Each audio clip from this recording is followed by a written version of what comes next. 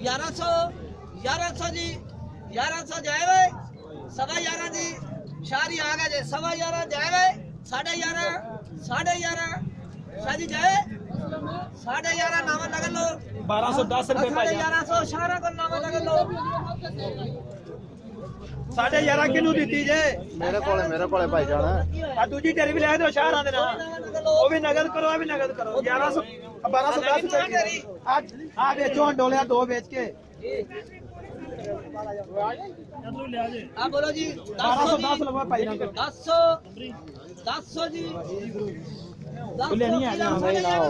11 को निकलेगा 10 रुपए दियो मैंने आपको